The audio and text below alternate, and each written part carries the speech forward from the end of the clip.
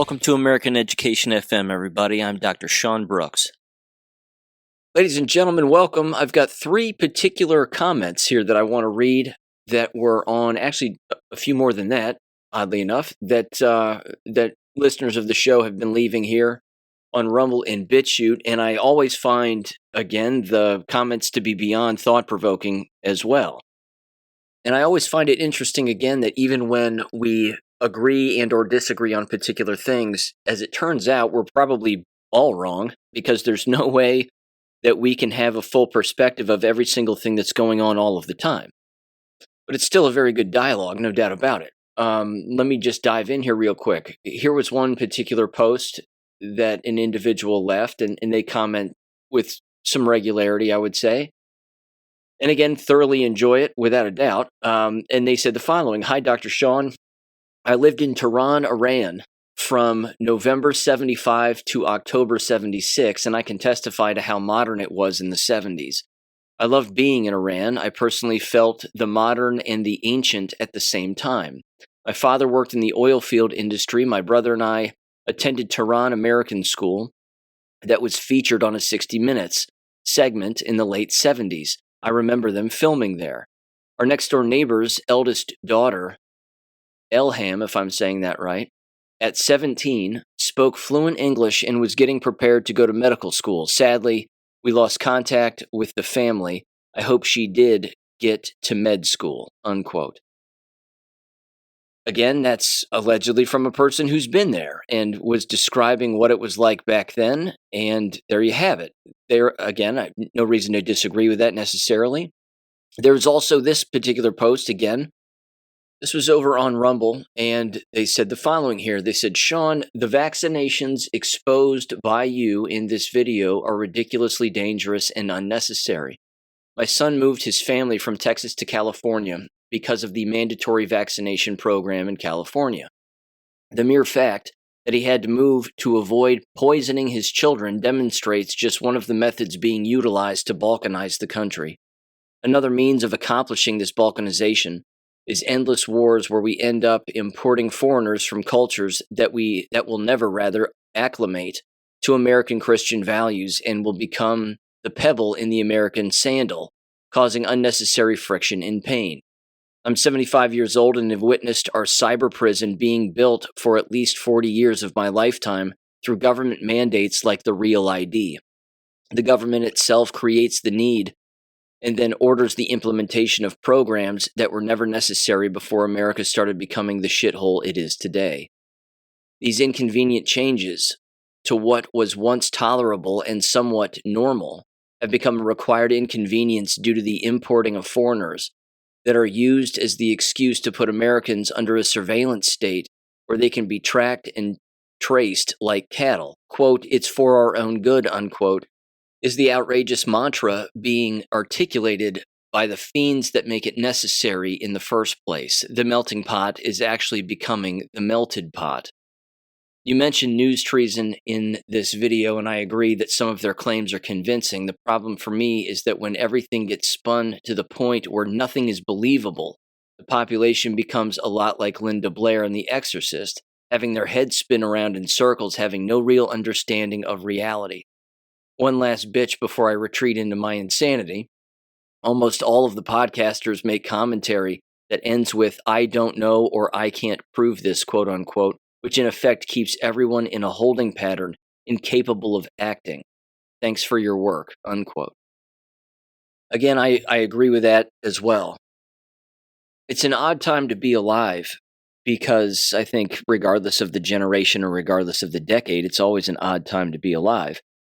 I think that in the end, we just long for everybody to be told the truth. And I think what people are finding out, which is remarkably unfortunate, is that we're not going to be told the truth, let alone told the truth all of the time, let alone be told the truth about very specific subjects of which are of massive consequence, that we have to figure out what it is. And then as we're doing that, and as they said, our head is spinning around like Linda Blair, and trying to figure out what's real and what isn't, we also sort of just have to let go to some extent and recognize, I think, that we don't have to figure it all out all of the time. And I think that arriving at a conclusion that is similar to that, if not that conclusion, is actually rather healthy. That again, recognizing that we can't control everything, so let it go. And then, of course, understand that we're not going to have it all figured out because there's absolutely no way that we can. I personally, find particular peace in that. But I also understand again that I certainly don't want to let other individuals dictate what I can see on my own and what I can feel on my own and what I can piece together and again run the scientific method through on my own. That's where, I listen to particular people or I watch particular things and I say, I can't believe they'd say that because it's obviously not the case. And yet, in the middle of everything, people become remarkably defensive when someone questions the way that they think or the things that they say. Certainly in moments like this and in times of war or conflict, which theoretically our country has always been at war and in conflict, it's just a matter of whether or not they recognize it and are awake to it or not. Again, I could keep rambling about it, I suppose, but it's a confusing time because again, you're even seeing individuals on your so-called side, so to speak, and they're not recognizing things that are rather obvious. And again, it's difficult too because we have to remember sort of the 72-hour rule, and we have to remember that reacting to particular things instantly doesn't really benefit us, nor does it benefit anyone else. In particular, if a group of people are listening to someone else try to break something down or analyze something. I'll give you an example. I woke up this morning before I started recording, and I again jumped on social media, and I'm bouncing around. And there's a lot of these posts describing how the heads of Israel are all dead. Again, I'm not saying I would be upset about any of that. I clearly wouldn't if you've ever listened to the show, but the head of Mossad is dead and Netanyahu's brother is dead and the prime minister is dead and all this other stuff, and people are again saying that it's 100% true. You run it through an AI system and it says there's no proof that that's the case. There's no news headlines. No one's talking about this. No one's bringing this up. It's just the way that it is. And again, that's where people would do well to not react to particular things in one way or another because there's no evidence. Again, I'm not saying I would be upset about any of that happening. I'd be all for it. I mean, Israel's the bad guy, and we know that. Again, regarding numerous things, that should go without saying at this point. But even so, I think people should slow down a little bit and just say, well, wait a minute, we aren't there. We don't know that. And if somebody's putting that out, who do you know who that person is and what that person is saying? So that's the fog of war. That's what all of this is. That's why it gets confusing and people are misdirected all of the time, and then they just start believing things from random accounts or random people just because it's repetitive. Let me mention this to kind of describe that slippery slope. And I'm sure that to some extent everybody's guilty of it, myself included. I mean, there have to have been things that I've emotionally reacted to and then said, well, wait a minute, maybe that's not the entire picture. But there was this particular story, of course, last week having to do with a girls' school, quote unquote, that was bombed in Iran. And I haven't commented on it because I don't have any evidence. Again, in moments like this, when a bomb gets dropped, fingers start pointing. I mean, it's that Spider-Man meme all over again. All the Spider-Mans are pointing at one another saying, you did it, you did it, you did it. And then again, people become emotional about it and they just run with emotion rather than analyzing anything or looking at anything. And then again, particular comments are made. But there was this, of course, which again, I found interesting, and I didn't make any comments on it. At least I don't think I did. Donald Trump, of course, and Pete Hegseth were on Air Force One, and they were asked questions about it. And without hesitation, Donald Trump immediately came out and said, yes, that was our bomb. We bombed that school, when he was asked by the media. And then Pete Hegseth after him and kind of behind him openly said, well, we're still investigating and we're investigating it. So that begs the question, well, which is it? And then, of course, the person might ask themselves, why would Donald Trump immediately say that, knowing that it was still being investigated, but take ownership of it and take responsibility for it? And I've seen him do this before, believe it or not. And what he does is he disarms the media. And he does it by looking at them and giving them the answer that they aren't expecting, which would be like a dodgy answer, basically. And he just tells them straight up, yeah, we did it. It was us. Because then that gives them nowhere to go. They don't have a follow-up question. There's nothing else that they can ask, and then they'll never ask that question again. He's done that in the Oval Office. He's done it all of the time. With endless questions that he's received, he's just looked at them straight up and, again, given them the answer that they aren't expecting, which is a very direct answer. But now time has passed, and it's not, again, that he was even telling the truth. He was just, again, probably trying to disarm the individual asking the question. But time has passed, and now more people have analyzed the footage.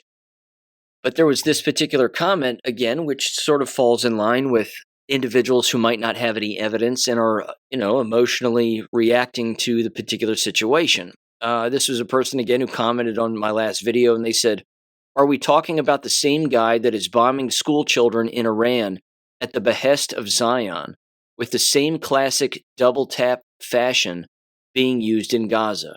Are you speaking for him now like the Mockingbird media did for Biden? ?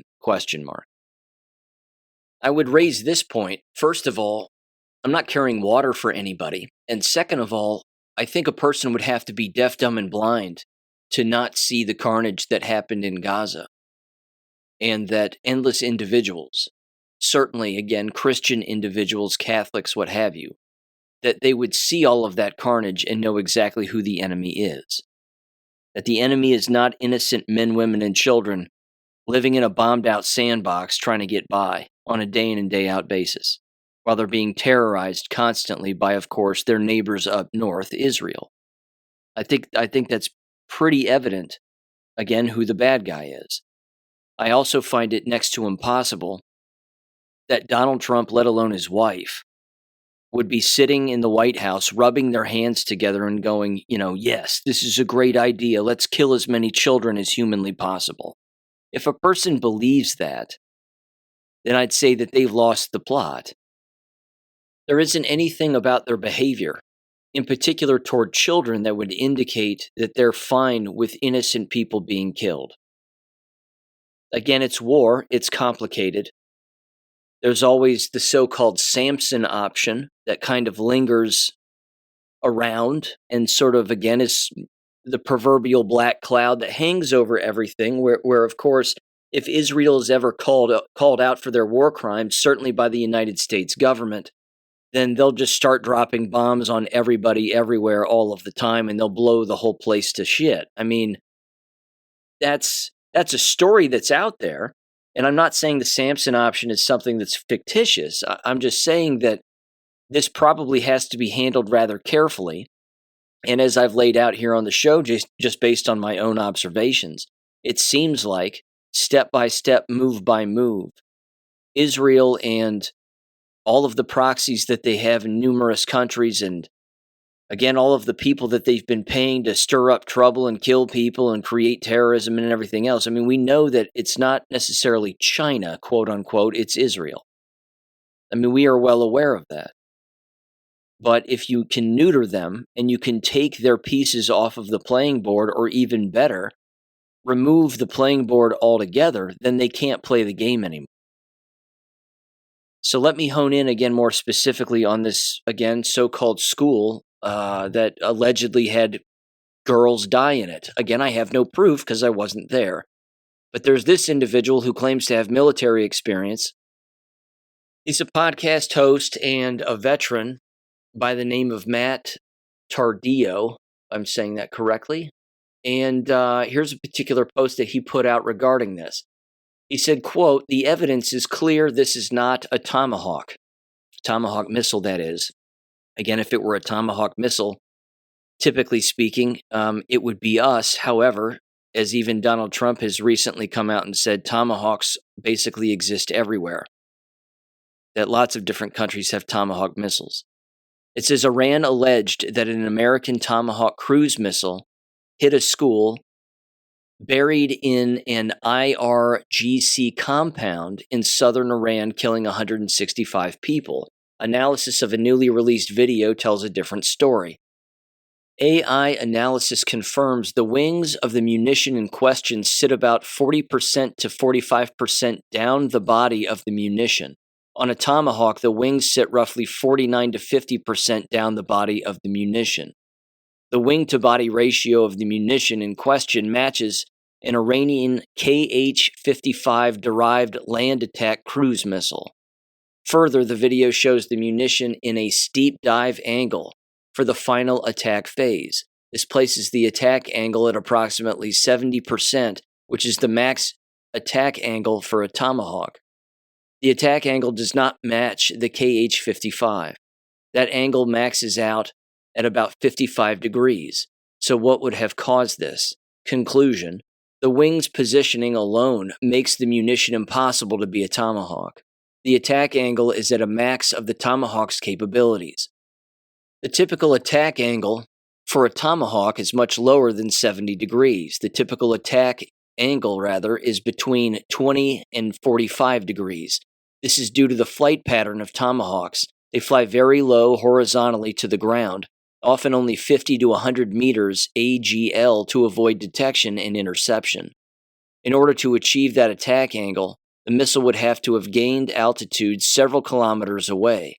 This would leave it vulnerable for interception. This is highly unlikely on the first day of U.S. attacks.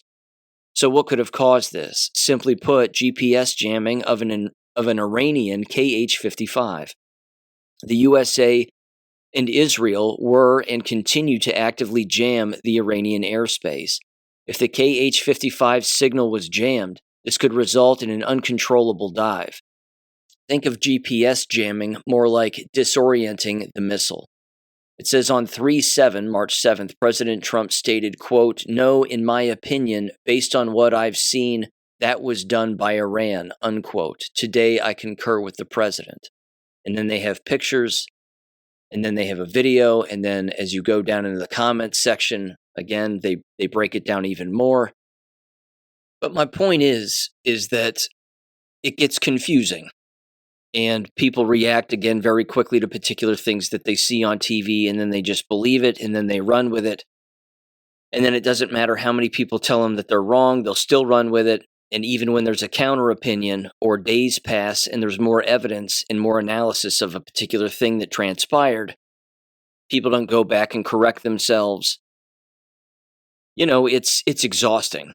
And again, it is, the Linda Blair spinning your head around what's real, what's not, what's accurate, what's inaccurate, and that is tiresome, to say the least. But this is one of the things, again, that happens.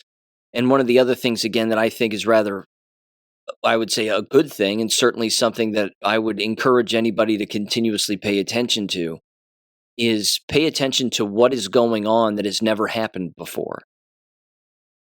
We've all lived through numerous presidents. Some more than others, of course, depending on how old they are.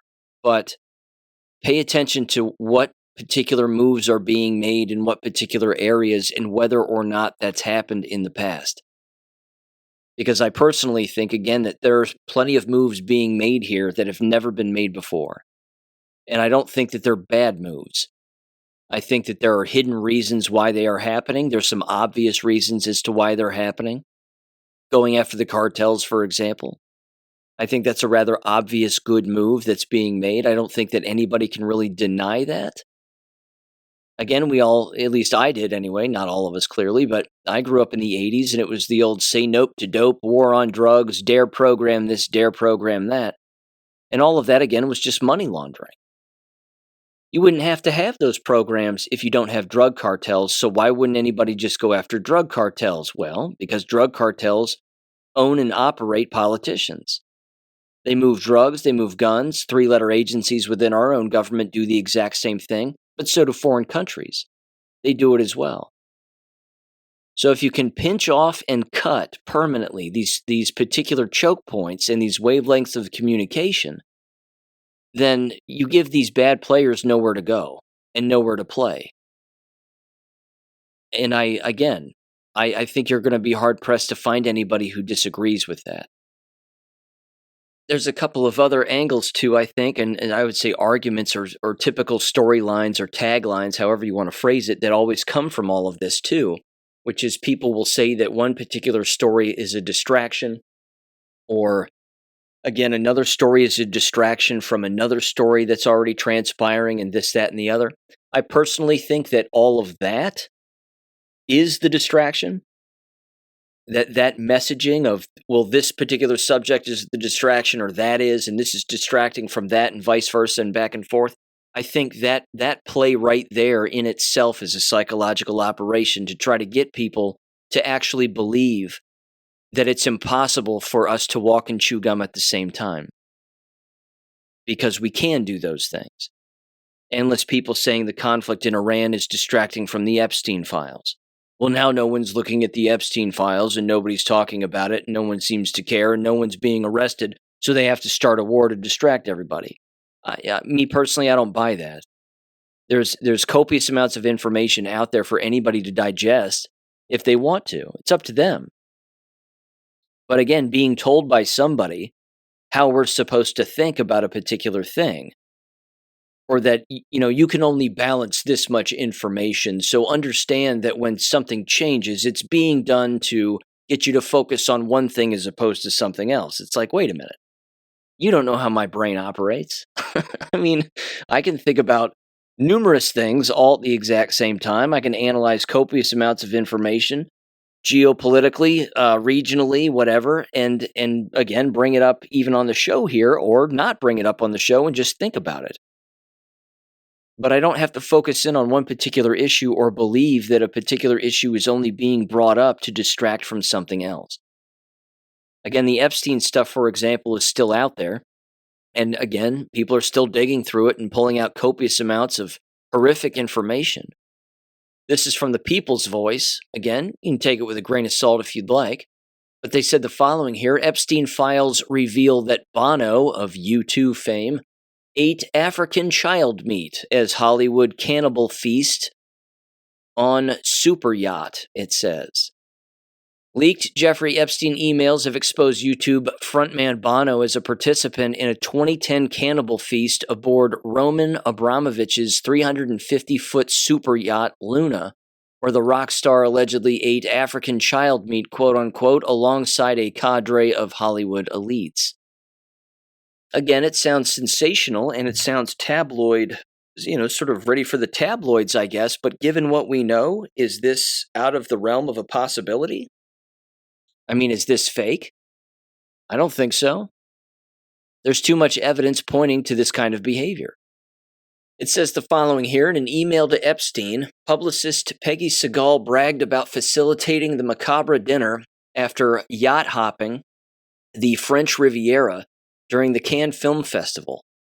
Segal described boarding 4 super yachts in a single day from Epstein's 156-foot Lady Joy to Abramovich's Luna before participating in what she described as a magical onboard gathering.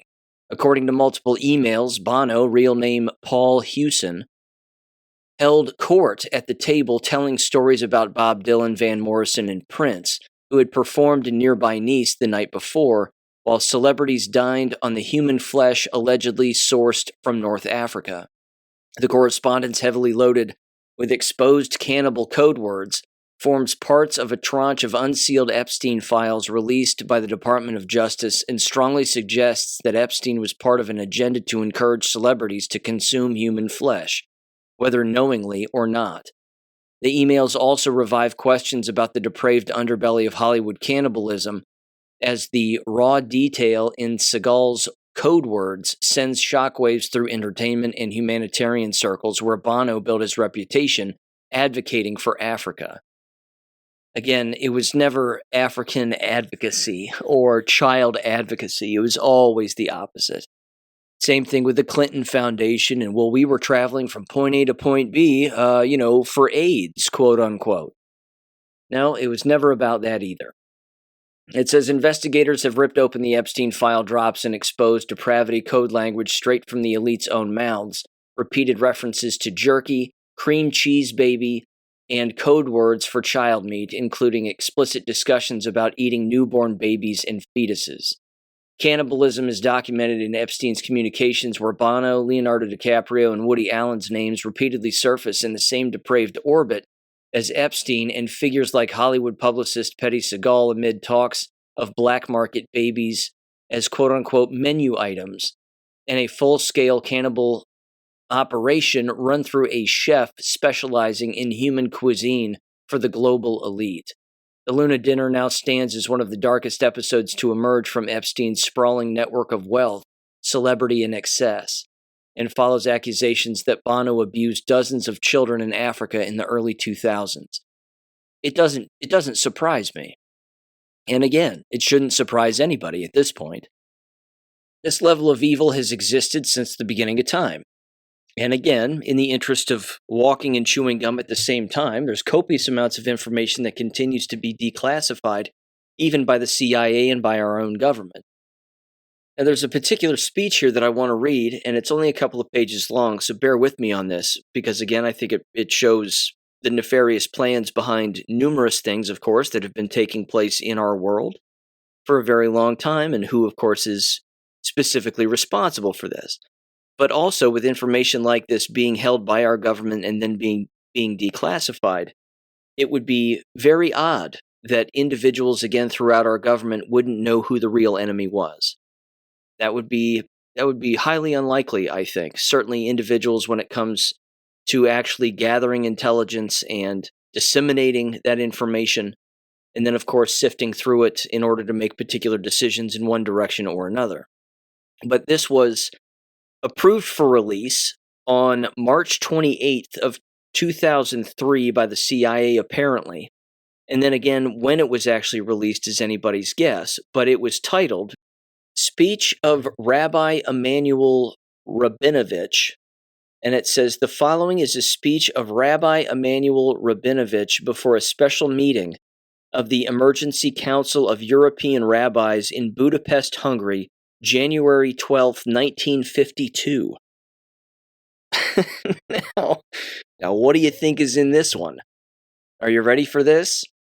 Here it goes. Quote, greetings, my children. You have been called here to recapitulate the principal steps of our new program.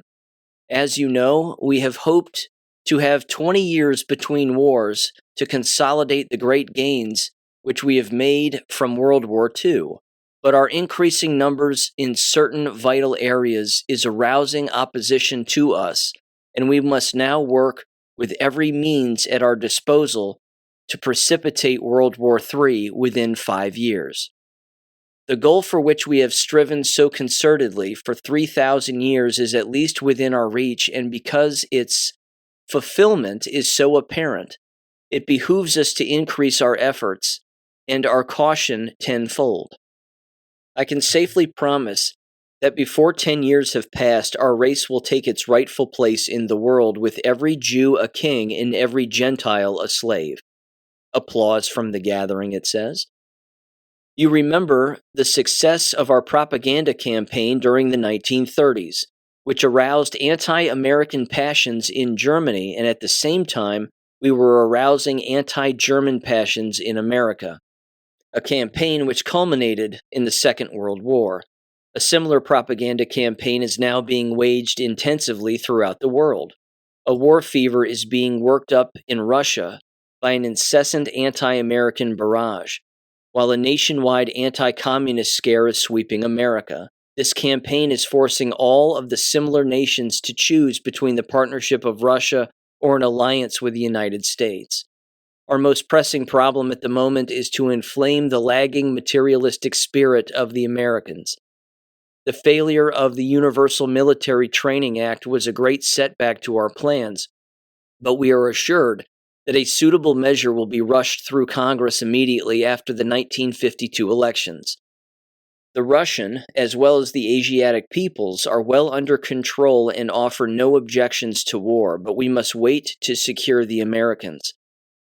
This we hope to do with the issue of anti-Semitism, which worked so well in uniting the Americans against Germany.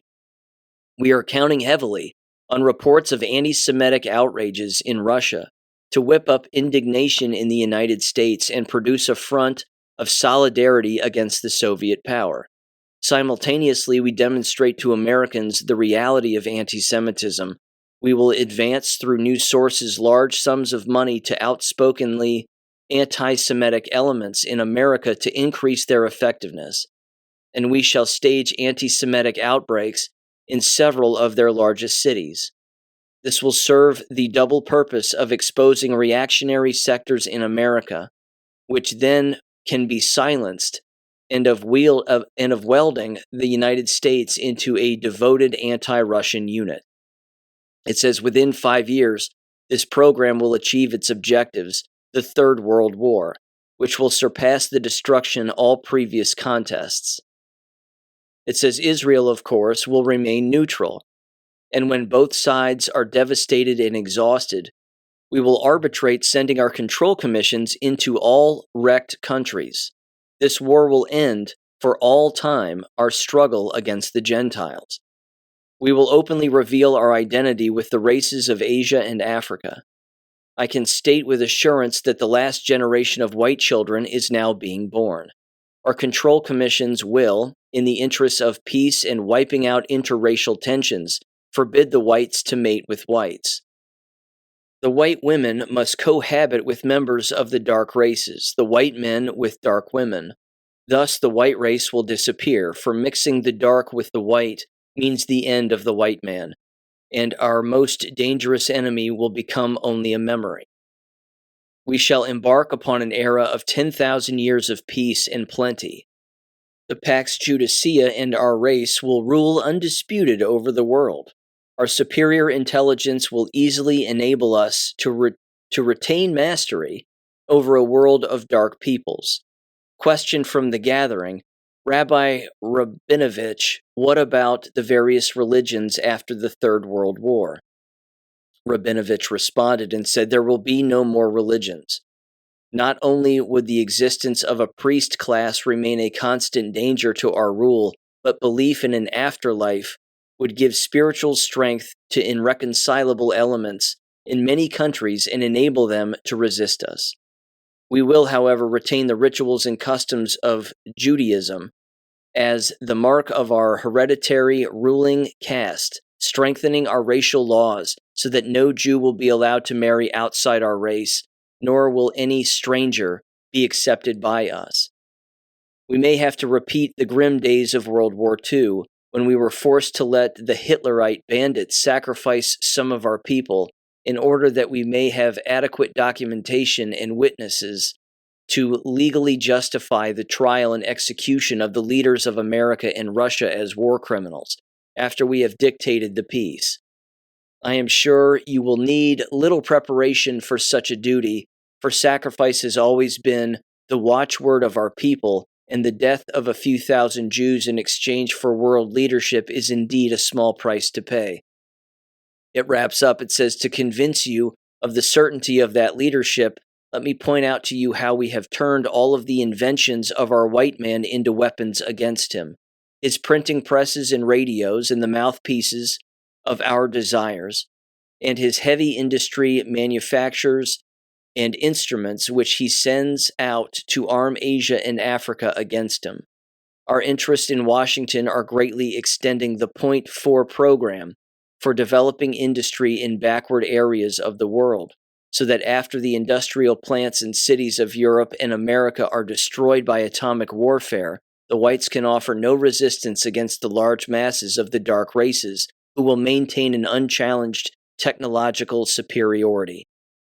And so, with the vision of the world victory before you, go back to your countries and intensify your good work until that approaching day when Israel will reveal herself in all her glorious destiny as the light of the world." Unquote. I mean, if it doesn't describe the political state of affairs, certainly, not just in our country, but lots of places, and certainly, again, since 1952, 1954, I'm not sure what does.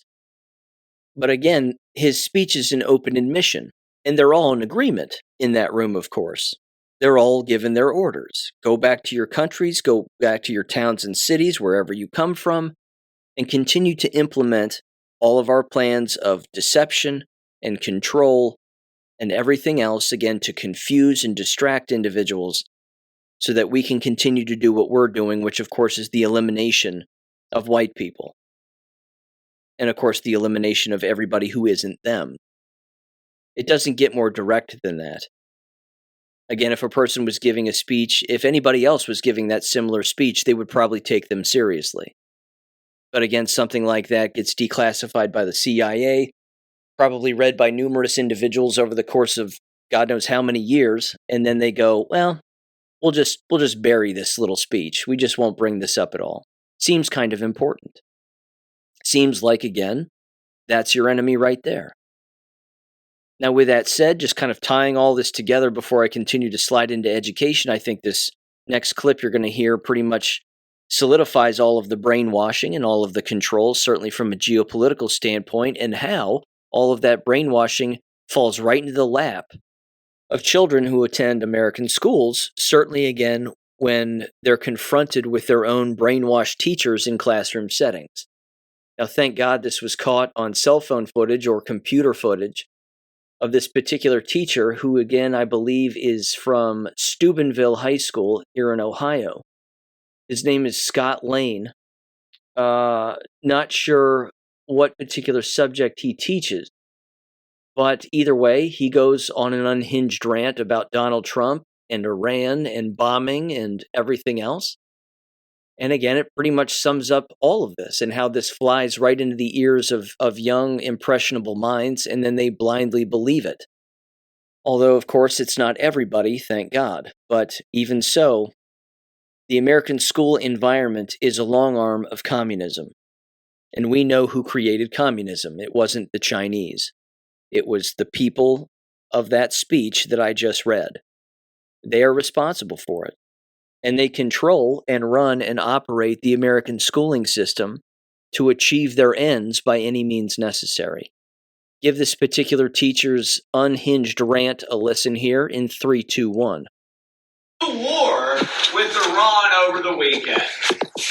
And the first thing the United States government / military did was bomb a school. An all-girls primary school that would be elementary level, killing more than 50 young girls and injuring hundreds more. That's the United States military, ladies and gentlemen, at the behest of Donald Trump. By the way, this would be a good time to remind all of you that 15 United States veterans kill themselves every single day. Why? Let me repeat the last thing I just said. The first thing the United States military did when bombing Iran was during school hours, bomb a school with elementary age girls there, killing at least 50. Peace president, no new war president, or pedophile liar is actually more like it, right? Right? Because let me ask you something. If you're named 38,000 times in a book, would you be the secondary or main character of that story? The main character. That's how many times he's mentioned in the Epstein files, ladies and gentlemen. And as a matter of fact, Epstein himself in an email in 2019 said that if Donald Trump felt cornered, he would bomb Iran. You can look that up yourself. If he felt cornered, he would bomb Iran. It's unwise to trap a rat in a corner, is what he said. Epstein said that about Donald Trump. Huh. Wow. Okay. Because Black History Month ended, Peacock said, bye-bye, Selma. We need the space. So Lane went ahead and bought Selma today. Unfortunately, it's on Amazon. which the FBI words don't come up, and then the words at the end of the movie where they're telling us about people's futures don't come up. I do remember what those say, so I'll basically narrate that portion of the movie, but none of the FBI stuff comes up. I don't know why. I don't know, Amazon. It cuts off there, but you get the point. Again, he doesn't sound well, but that's your American school system in a nutshell. People like that work in every single building. They're completely unhinged. They have no idea they're being recorded. They're remarkably naive. They don't think about what they're going to say before they say it under the context of them being recorded, or even considering that they're being recorded and that it's going to be used against them in the future, to their own detriment, I might add. But again, that right there is the major reason why cell phones were removed from school environments. To keep children from catching people like that and exposing people like that to the American public and the worldwide public. But people like him need to be exposed. And again, it hasn't stopped individuals, of course, either, and we fully understand that. I mean, endless individuals have no problem who are school employees filming themselves and then posting it on the internet. Whether it's done in secret or, again, it's they themselves actually posting it, they're just not thinking. The synapses are not firing properly. Again, they're operating with next to zero conscience, zero ability to think, and they're not thinking about any consequence whatsoever. That's an unhealthy person, and that's putting it mildly. Again, you bounce into the comments section, and you can find more footage of this guy. This guy's not new to a microphone, and he's not new to ranting and raving and doing the things that he does as a school teacher, which, again, you would think he would think about. And, of course, all of that being a bit risky when it comes to his employment, but apparently he doesn't care. Here's a clip of him on someone else's podcast. And yeah, Legacy Lounges with C.J. Mitchell and Scotty Lane in Steubenville, Ohio. Here he is again in 3, 2, 1. Something I only recently learned too. And again, a lot of these people think I've been this way my whole life. The reason I'm speaking about white privilege is because I was that kid, man. I was that kid. I thought, and I'm not even fucking around here. I thought, I used to say the sentence in 7th, 8th, 9th grade. Everybody has an equal opportunity in life because of public schools. Because I thought that every single kid had a cupboard at their house like mine that had every fucking snack you could imagine. And their parents mom clean the fucking house top to bottom. That was my mom's way of showing love, by the way, was to clean the house to a point of spotlessness and then yell at you when you didn't keep it that way. But that was her way of showing love, was keeping a really tidy house. My dad's way of showing love was to have literally, bro, our downstairs it was not normal. It was a cereal aisle, a chip aisle, a cookie aisle. We're talking 3 deep of each kind. And my parents were only buying shit if they had a coupon or it was on sale too. So it wasn't they were just, trust me, like I said, we talked earlier, we had a nice car, but we didn't have a lavish furniture, you know what I mean? So I thought every single kid for a large portion of my life had a cupboard like I did, had all, had Tide detergent, had running water, had never ever, through high school even, did the thought of that isn't, you were extremely blessed to have all that shit, and it's great, and that's really fucking cool, and it's awesome, but also there's people that didn't have that. And that realization alone is oh, wait a minute. He can hardly string a sentence together. He sounds like he's on drugs. But do you see why you need the brainwashed to deliver the instruction to children, to brainwash them? The business invites these people. The business protects these people. The business keeps these people, and it gets rid of the real truth tellers, the people who, again, don't want to disrupt the system, quote unquote. They just want to tell the truth. They just want to teach the truth. But him, he's too far gone. I mean, no offense to baggers at grocery stores, but that's what he should be doing. That's basically what he should be doing. That's his intellectual capacity right there. But he's in a classroom. And there's even footage again of him ranting and raving in previous classrooms in previous years all over Facebook. The moment that these people out themselves, endless people start digging up their pasts.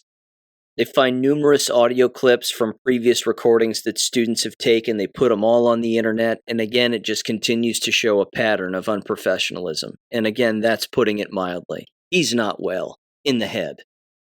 He should be institutionalized and reprogrammed. But that's not going to happen.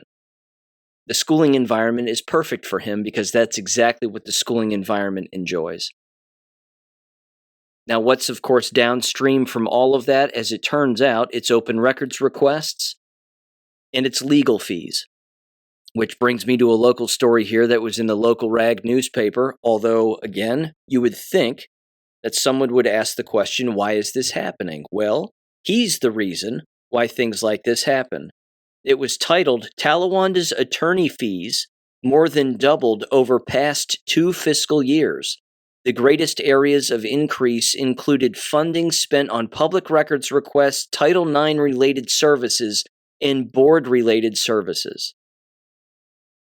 When you maintain an unprofessional and an unhealthy environment, and you keep those kinds of people around, you're going to get more open records requests. You're going to get people asking copious amounts of questions. You're going to get lawsuits. Those attorney fees are going to increase. And of course, if you ignore pedophilia or you ignore sexual crime and then there are Title IX investigations as a result, yeah, that's going to increase your costs too. So that's been happening again in the local school district just where I live. What makes anybody believe that's any different in any other school district, certainly since 2020? Because it was in 2020 when you can see all of this skyrocket.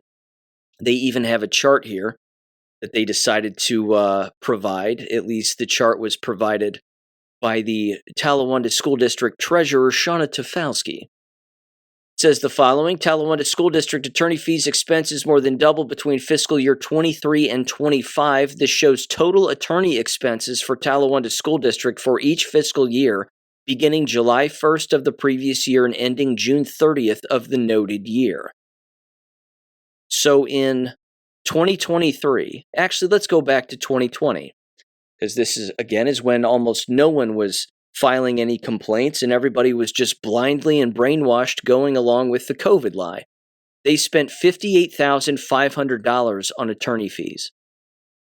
The very next year, in 2021, they spent $76,300 on attorney fees. A year after that, they spent $106,400 on attorney fees, and then they claimed that it dropped back down in 2023 to $78,600, and then it shot back up in 2024 to $117,400. And then from 2024 to 2025, it shot up from $171,400 to $211,900 in change. They, of course, try to spin it to make it sound like the public is costing the school district this kind of money. No, the school district is causing the school district this amount of money. This is what happens when you have poor leadership. This is what happens when you have a stupid school board. This is what happens when you have a terrible and incompetent superintendent. This is what happens when you cover up crime. Title IX investigations are expensive. They're very expensive. The increase of almost $100,000 from the 2024 year to 2025 is the Jason Mers Title IX investigation, among other lawsuits. They do everything actually in this article to highlight it without saying that's exactly what the cost increase was attributed to. For example, they have a line graph here of different costs, at least so they say, and student Title IXs are the highest. Upwards of over $70,000, probably $80,000 plus, just from the 2024 to 2025 school year. Again, that's not a compliment. That's not a good thing. It means you have a sexual assault, sexual violence, physical violence problem in your entire environment, which of course necessitates a Title IX investigation. It's blatantly obvious what's going on here. They also claim, and this is the funny part, that the smallest amount of money being spent for lawyers has to do with lawsuits. I don't believe that, not in the slightest. They claim that that they spend more money on professional development than they are defending themselves in lawsuits. That means you're wasting money then. Again, HR personnel miscellaneous uses, that's apparently decreased since 2024, down to around $20,000 or so.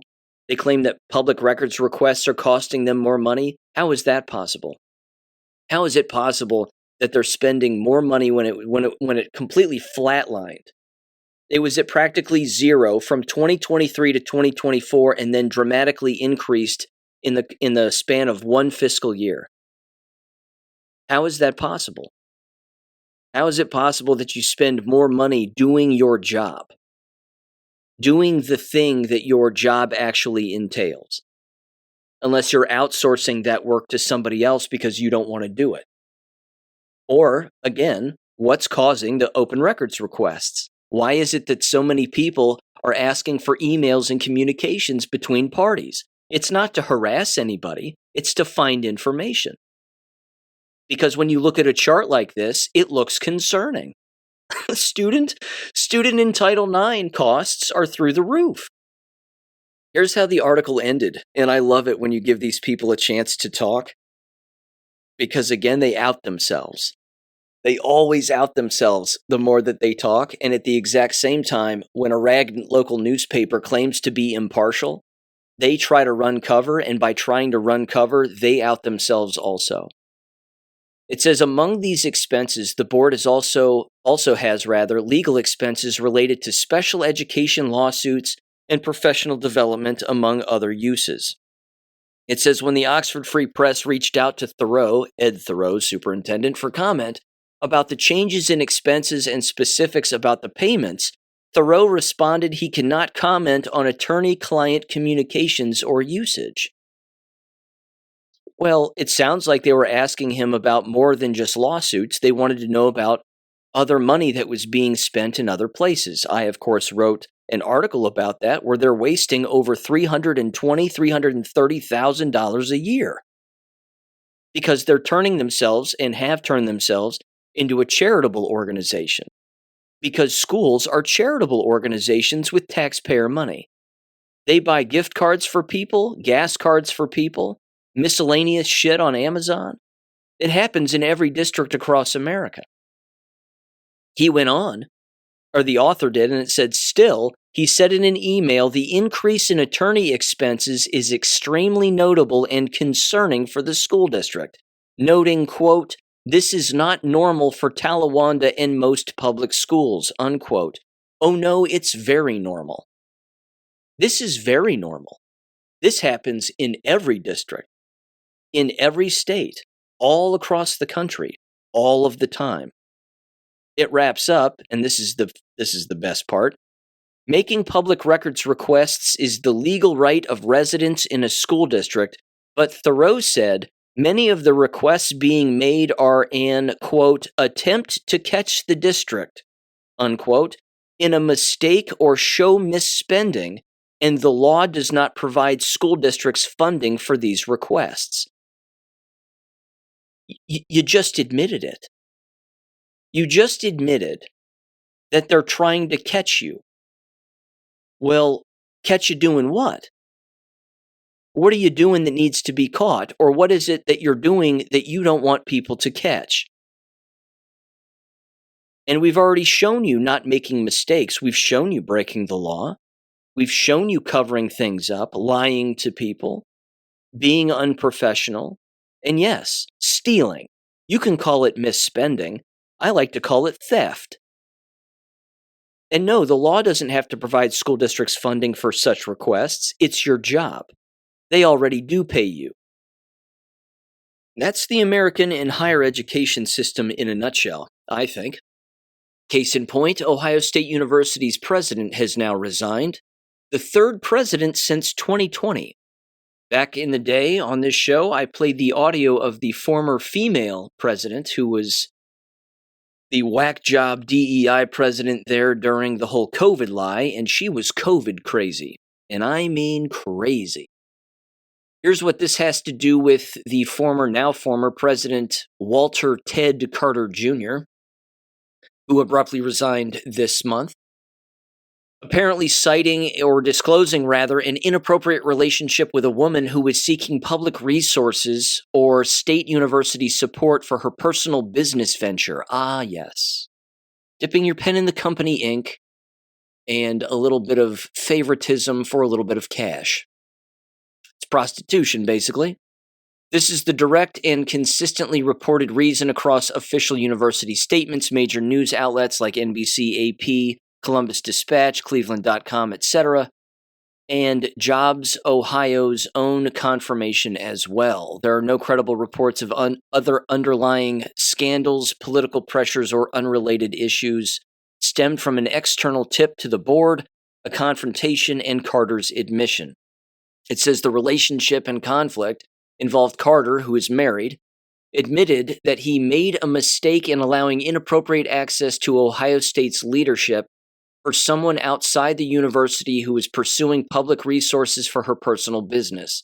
Reports across multiple outlets identify the woman as, see if I can get this right, Chrysanth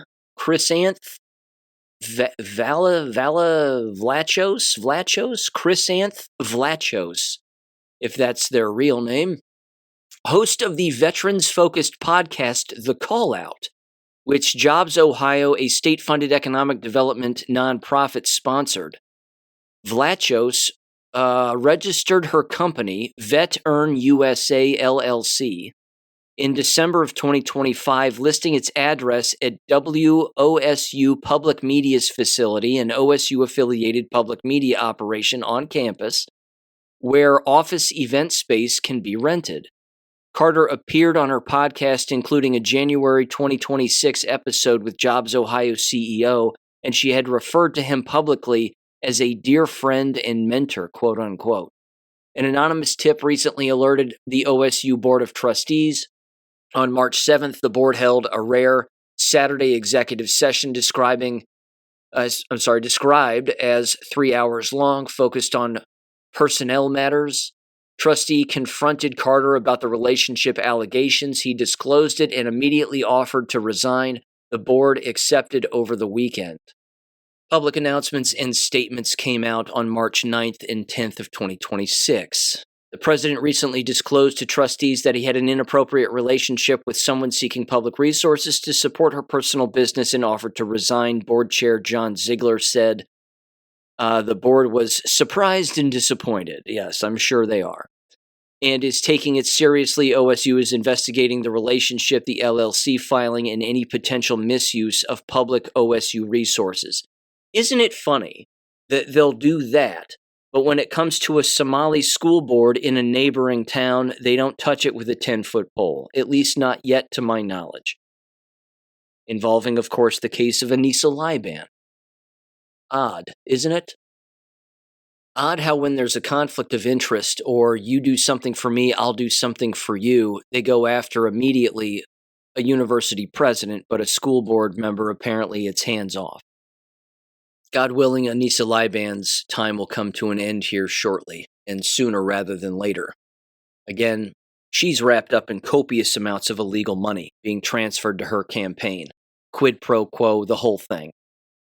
I'd go so far as to say she's dirtier than he is. He's dirty, clearly, and was, but yeah.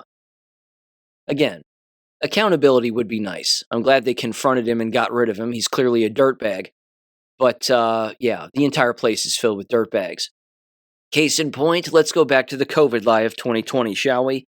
There was this particular report from the People's Voice and lots of other outlets, and it was titled Study COVID lockdowns gave millions of children permanent brain damage. At which case, I responded online and simply said, no, your compliance is what gave children brain damage. And anytime there's a headline like this too, one of the things that they love to do, of course, is sort of trick individuals into believing that the public school system wasn't necessarily to blame, but that homeschooling was to blame, that when children were sent home and they weren't in the warm hands of government, that they were being brainwashed. That's also not true, of course. It was quite the opposite. They were being brainwashed by continuing to go to these institutions, wear the masks, be gagged, be isolated, yelled at, locked in rooms with the lock on the outside of the door, stand on the square, stand in the circle, eat by themselves, etc., etc. It says a new study led by the University of East Anglia highlights the severe cognitive impairment on children aged 4 to 5 when the first lockdowns hit in March of 2020. A critical stage for learning to socialize, follow routines, and navigate classroom life, so they say. Instead, millions of youngsters were trapped at home, subjected to online learning, quote unquote, or parental teaching amid widespread government mandates. See what I mean? It's the home that gave them the brainwashing. It's the home environment that tricked them. These children are now around 10 and 11 years old in their final year of primary school, showed less growth in self-regulatory and cognitive flexibility scores over time compared to a group who were in preschool during the initial outbreak, according to the research published in the journal Child Development. You have to keep in mind, again, these journal authors are leftists, by and large. They're trying to get people to be reliant on government systems like education and say that when children are out of education, quote unquote, which is indoctrination, or they're outside of school environments, then they're going to be harmed in some way. The exact opposite is true. But this is what they have to do to maintain their matrix. It says using the Minnesota Executive Functioning Scale, or Function Scale, they assessed cognitive skills at regular intervals. Lead researcher, Professor John Spencer from UEA's School of Psychology said, quote, children who were in reception when the country shut down showed much slower growth in key self-regulation and cognitive flexibility skills over the next few years than children who were still in preschool. Reception is a critical year for peer socialization. It's when children learn classroom norms and build early friendships that shape their confidence, Spencer added. No, it's when they're brainwashed by the system. Because the younger they are in preschool, when they're thrown into the government system, the more brainwashed they become. The other thing that they do in their explanation of this study, specifically the authors of the study, is they also say any problem that comes about as a result of child behavior that you're seeing now, for example, 5 years, 6 years away from the COVID lie, is a result of them, again, not being socialized properly within the school system, but being, quote unquote, stuck at home. All this, they don't know how to self-regulate, quote unquote. I'm using huge finger quotes. That's such gay terminology and left-wing Marxist social engineering terminology that it's disgusting. That was never a phrase that existed when I was growing up. Now, Billy, you need to learn how to regulate. Learn about your regulation skills. Remember how to self-regulate. This is all brainwashing bullshit. All of it. But again, they want you to keep sending your children into this brainwashing meat grinder. That's the problem here.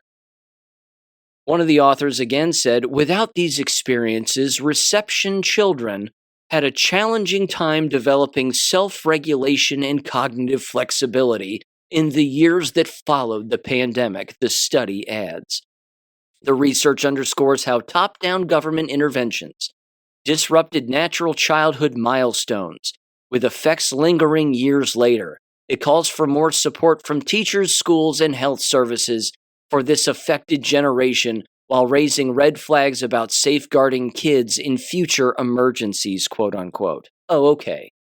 So we're blaming the school environment now, but we're also saying that the school environment and the health departments in government are the solution. Got it. You see how they try to gaslight everybody into all of this nonsense? Schools reacted negatively or unfavorably during the COVID emergency, and they harmed children. But don't worry, now we need to rely on schools even more to get things right the next time. Said no one with a brain. I've brought it up before, it's the cycle of abuse. It is the literal cycle of abuse, commonly referenced to relationships and abusive relationships. I'll punch you in the face, but I'll give you a bouquet of flowers and I'll say I'm sorry. I'll never do it again. Yes, that's a nice black eye you'll have for a few weeks, but whatever. I gave you flowers and I said I'd never do it again. And then they come right back. And then they punch him in the face again. And then they bake him a cake. And then they say, I'll never do that again, I promise. I mean, over and over and over again. And then it's generational, is it not? How many people continue to send their children into these environments that are abusive in this way without breaking the cycle by not sending them anymore? It's the only way that you break the cycle, is by walking away, pulling your children out, and then explaining to them why. Because then they're less likely to do it with their own children if and when they have children. Certainly seems like a cycle that people would want to break.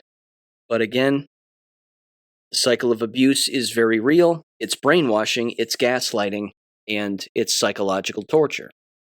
So it would make sense that people wouldn't leave because they don't know that they can, and they don't know how. Which is exactly why on AmericanEducationFM.com, under the Education Documents tab, the very first document there is a PDF loaded with homeschooling resources, websites, programs, accredited, non-accredited, the whole thing. I'm shocked that in this day and age, people keep sending their kids. Just continues to blow me away, but that's the power of brainwashing.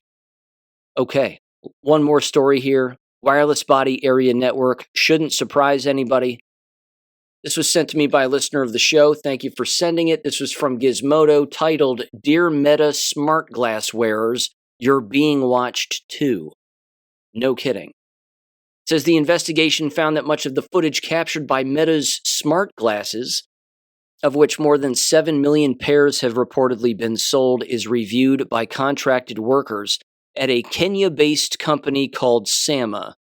These workers are data annotators who are tasked with reviewing footage captured from the camera on the glasses and labeling it to help AI systems get better at identifying what they see.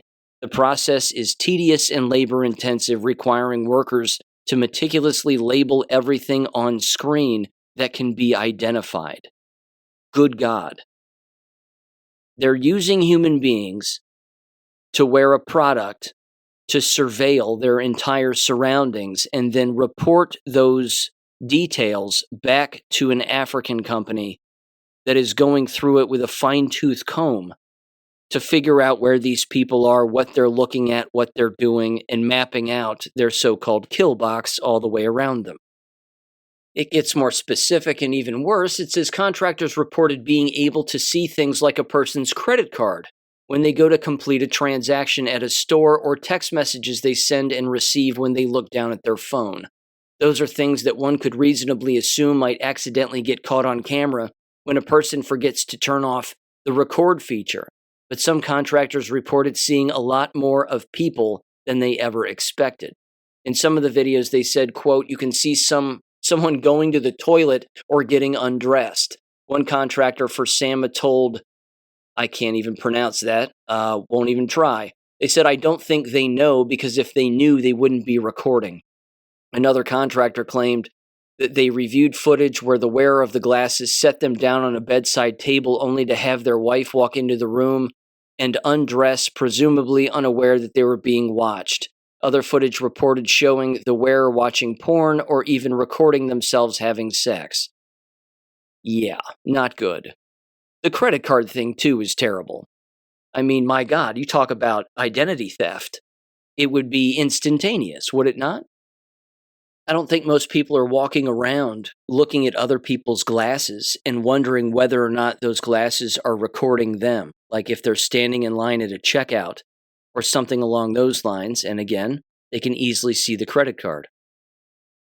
It wraps up. It says that's far from an ideal solution even for the wearer of the glasses, but it's not a solution at all for other people who are caught on the camera's view, in the camera's view. It says the owner of the glasses can turn them off to avoid capturing something they don't want on camera. Everyone else just has to hope that they're not being filmed by a stranger, only for that footage to get reviewed by other strangers. It's bad enough that we live in a surveillance state. It's made even worse by the fact that corporations are convincing people to pay for products to participate in advancing it. No kidding. That's peak stupidity right there, getting people to pay for their own destruction. It's an old playbook, is it not? Rings true in the old Rabbi speech I read earlier. Yikes. Anyway, with that said, ladies and gentlemen, thanks for listening as always, and I will catch you on Friday.